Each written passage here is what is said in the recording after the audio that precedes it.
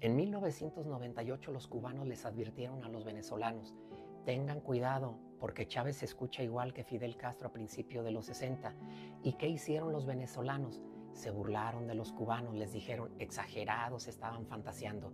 Cuba es una isla, nadie puede ir a rescatarla. En cambio, Venezuela es vecina de Colombia y es vecina de Brasil. Eso aquí nunca pasará. Cuando un régimen socialista llega al poder, todo se va a la basura. Y para saber esto no hace falta ser adivino. La historia siempre nos muestra un patrón de deterioro económico, social y político. En Cuba, Fidel Castro asumió el poder en 1959. Aunque inicialmente negó ser comunista, pronto instauró un estado de partido único, basado en el marxismo-leninismo. Nacionalizó las principales industrias, destruyó la industria azucarera y con ello el campo.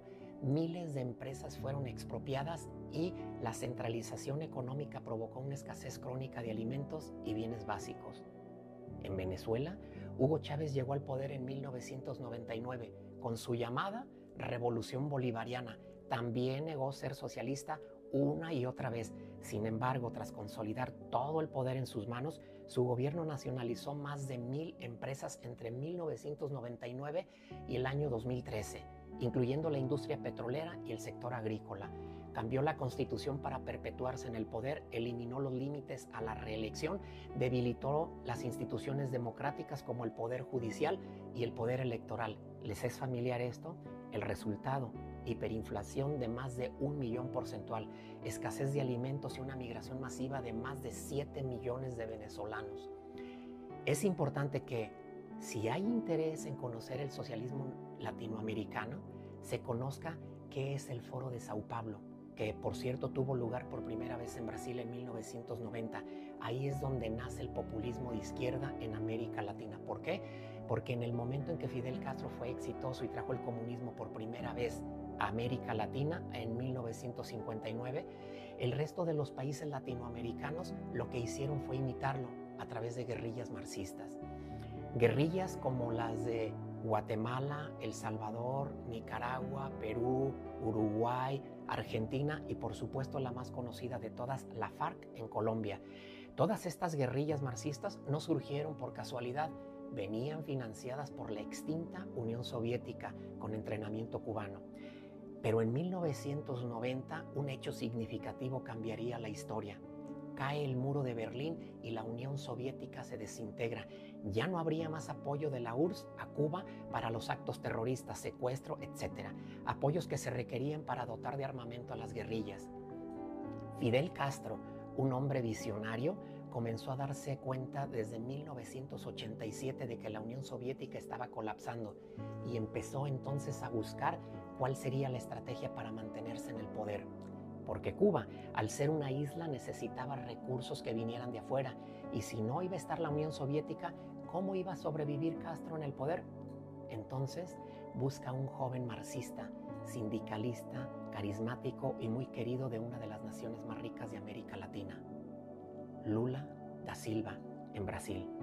Le dice: oye Lula, aquí va a haber un problema porque la Unión Soviética va a colapsar. ¿Cómo vamos a hacer para seguir llegando al poder?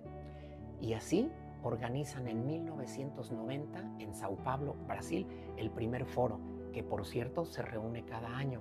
En ese primer foro de Sao Paulo asistieron todos los partidos comunistas, todos los guerrilleros marxistas, todos los sindicalistas de izquierda de la región latinoamericana. Los primeros que asistieron de México a ese foro fueron miembros del Partido de la Revolución Democrática, el PRD, cuando López Obrador formaba parte de él. Posteriormente, en el año 2015, se integró como miembro del partido Morena. A ver, ¿qué significa esto? ¿Y qué significaba este foro? Que si tú eras comunista, en lugar de agarrar un fusil e irte a la montaña, podías formar tu partido, presentarte a elecciones y que la gente te votara. Pero surgía un problema: ¿cómo hacer que la gente votara por el comunismo cuando en los años 90 acababa de desplomarse el muro de Berlín y se había descubierto que más de 100 millones de seres humanos habían muerto víctimas del comunismo? Era complicado vender esa idea cuando tanta gente había muerto.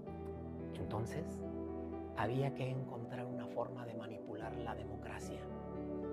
La nueva estrategia no era la lucha violenta, ni andar matando gente, ni irse a la montaña en una guerrilla. Se trataba de hegemonía cultural. A ver, hegemonía cultural, es decir, lavar cabezas. ¿Dónde? En el cine, en el teatro, en la música, en la escuela, en la iglesia, en la familia, en las conversaciones, en las reuniones, en los clubes. Uno de los principales postulados de la izquierda es dividir a la sociedad con odio, acabar con las instituciones democráticas y aplicar todo el manual del marxismo que conocemos. Y el que no lo conozca, por favor, léalo.